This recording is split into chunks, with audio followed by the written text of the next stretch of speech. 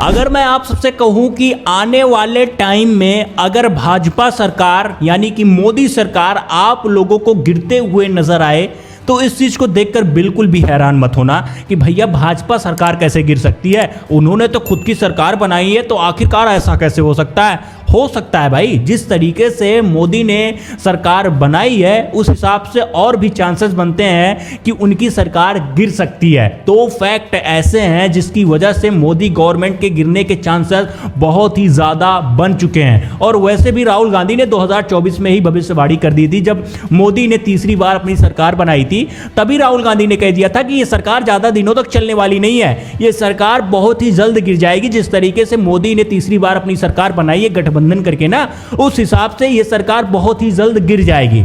अब ऐसा लग रहा है कि राहुल गांधी की वो भविष्यवाणी जो है सही साबित होते हुए नजर आ रही है। अगर आप लोग भी देश का माहौल देख रहे होंगे तो आप लोगों को भी पता होगा कि इस टाइम पर देश का माहौल चल क्या रहा है। हर राज्य में इस टाइम पर प्रोटेस्ट हो रहे हैं। जब से इस देश में सीजेपी वालों ने प्रोटेस्ट किया, कॉकरोच जनता पार्टी ने जंतर मंतर पर भारी प्रोटेस्ट किया, तब से लोगों का ध्यान जो है ना वो प्रोटेस्ट के ऊपर काफी ज्यादा खींचा जा रहा है। जिन लोगों को ऐसा लग रहा है कि हमें न्याय चाहिए वो प्रोटेस्ट के लिए मैदान पर उतर रहे हैं और प्रोटेस्ट कर रहे हैं और सरकार को झुकना भी पड़ रहा है। इस टाइम पर देश की जितनी भी जनता है, सारे जनता के अंदर जो है वो भाजपा के लिए इतनी ज्यादा नफरत भर चुकी है कि आप लोगों को इस टाइम पर नजर भी आ रहा होगा कि लोगों के अंदर इस टाइम पर भाजपा के लिए कितनी ज्यादा नफरत भरी हुई है। और दूसरी तरफ जो इस टाइम पर विपक्षीय पार्टी है ना, वो भी कोई कसर नहीं छोड़ रही है। खास करके राहुल गांधी और कांग्रेस पार्टी, जो जंतर मंतर पर छात्रों के ऊपर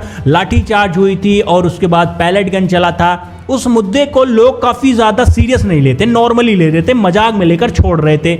लेकिन अब वो इस टाइम पर मुद्दा काफी बड़ा अहम रोल निभा रहा है अमित शाह के खिलाफ, क्योंकि अमित शाह इस टाइम पर चारों तरफ से घिर चुके हैं। जो पैलेट गन चली थी उसका जवाब जो है ना तो अमित शाह लोकसभा में दे पाए थे और ना ही उसके बाद जो है लोकसभा खत्म होने के बाद दे पाए हैं। और राहुल गांधी ने यह साफ तौर पर कह दिया था कि लोकसभा चले या फिर बंद हो जाए, लेकिन जो हमारा मुद्दा है उस मुद्दे का जवाब, जो सवाल जो हमारा है उसका जवाब सरकार को देना ही पड़ेगा।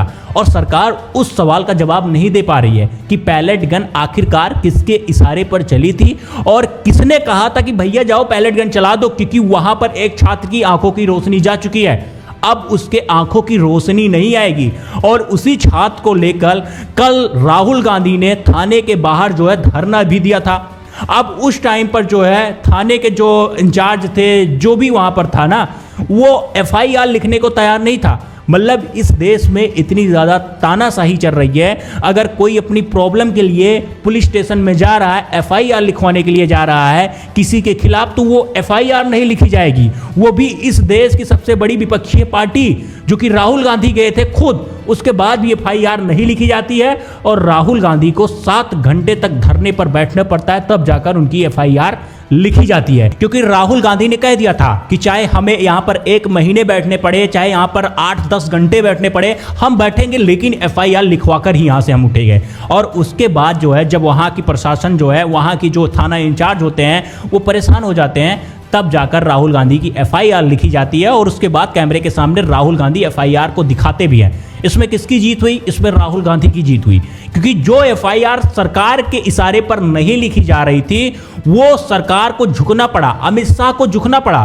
क्योंकि अमित शाह के इशारे पर ये सारे एफआईआर अभी तक तो नहीं लिखे जा रहे थे, क्योंकि जिस छात्र के आंखों की रोशनी जा चुकी है, क्या उस छात्र के आंखों की रोशनी वापस लौटेगी?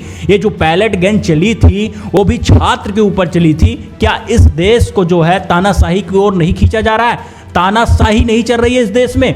उसी चीज को लेकर कल राहुल गांधी धरने पर बैठे थे और उसके बाद एफआईआर भी लिख चुका है। अब देखते हैं इसके आगे क्या होने वाला है। और यही तक ही नहीं ये सारी चीजें सीमित हैं, बल्कि देश के अलग अलग राज्यों में चारों तरफ जो है वो प्रोटेस्ट चल रहा है। कल 21 तारीख को जंतर मंतर पर फिर से प्रोटेस्ट हुआ था, लेकिन सरकार की नाकामयाबी और वहां की प्रशासन की नाकामयाबी वो साफ साफ देखने को भी मिलती है। जब सामान्य वर्ग के लोग वहां पर प्रोटेस्ट करने के लिए जानते हैं और काफी ज्यादा भीड़ हो जाती है, शाम के टाइम पर उन पर लाठीचार्ज किया जाता है, बसों में भर भर के वहां से हटाया जाता है, इस चीज को देखकर ऐसा साफ माना जा रहा है कि इस टाइम पर जो सरकार है ना वो तानाशाही कर रही है। और इससे पता है किसे प्रॉब्लम होने वाली है, इसे जनता को प्रॉब्लम नहीं होने वाली, क्योंकि जनता तो अपना काम कर रही है। इससे प्रॉब्लम होगी मोदी सरकार को। अभी मैंने आपको स्टार्टिंग में बताया कि मोदी सरकार गिर सकती है।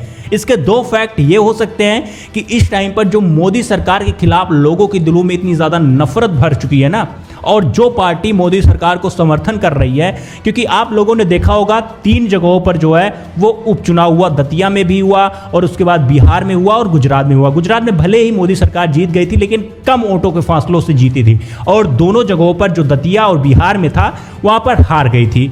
अब उस चीज को देखकर जो पार्टी मोदी सरकार को समर्थन कर रही है, क्योंकि जो समर्थन करेगा जनता उसके खिलाफ उतर जाएगी। अब राजनीति में कोई किसी का सगा नहीं होता, जहां जिसको फायदा दिखेगा वहीं पर वो जाकर चिपक जाएगा।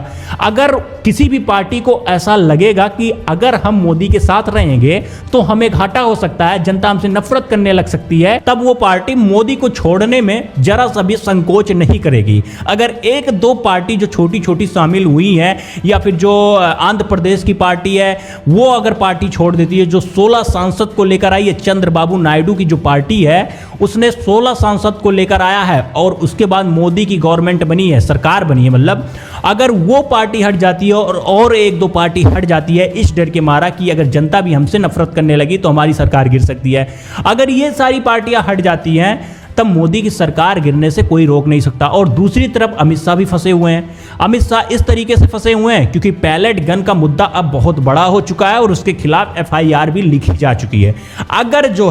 अगर यहां पर अमित शाह पकड़े जाते हैं ना तो अमित शाह के ऊपर बहुत बड़ी कार्रवाई हो सकती है। इसे आप नॉर्मल तरीके से मत लीजिए कि अमित शाह तो गृह मंत्री हैं, उनके ऊपर कैसे कोई कार्रवाई होगी। भाई सबके ऊपर कार्रवाई हो सकती है, ये कानून में लिखा है और नियम भी है। अगर कोई भी दोषी पाया जाता है, चाहे वो प्रधानमंत्री हो, चाहे गृह मंत्री हो या कोई भी हो, अगर वो दोषी पाया जाता है तो उसको सजा मिलेगी और FIR लिखी जा चुकी है। ये जनता की बहुत बड़ी जीत है क्योंकि अभी तक FIR नहीं लिखी जा रही थी जब तक राहुल गांधी धरने पर नहीं बैठते हैं। और उसके बाद सबसे शॉकिंग बात यह है कि इस देश की तानाशाही देखो, इस देश की सबसे बड़ी विपक्षी पार्टी जब थाने में पहुंचती है उसके बाद इनकार कर दिया जाता है कि भैया इस पर कोई जांच नहीं हुई है, अभी FIR नहीं लिखा जाएगा, कोई जांच नहीं हुई है। उसके बाद राहुल गांधी को 7 घंटे तक धरने पर बैठना पड़ता है, पुलिस के थाने के बाहर बैठना पड़ता है, तब जाकर जब वहां के पुलिस वाले जो है वो पूरी तरीके से हैरान हो जाते हैं तब जाकर वो FIR लिखते हैं।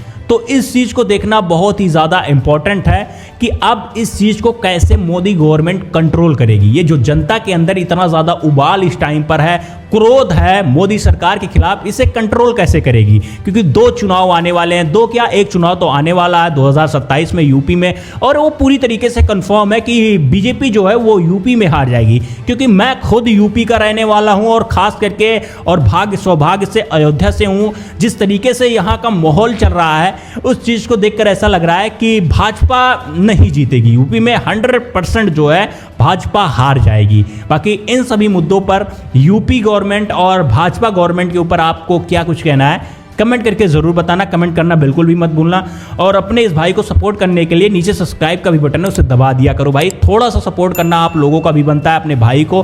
बाकी हम मिलते हैं किसी नए वीडियो किसी नए टॉपिक के साथ, तब तक के लिए साथियों जय हिंद।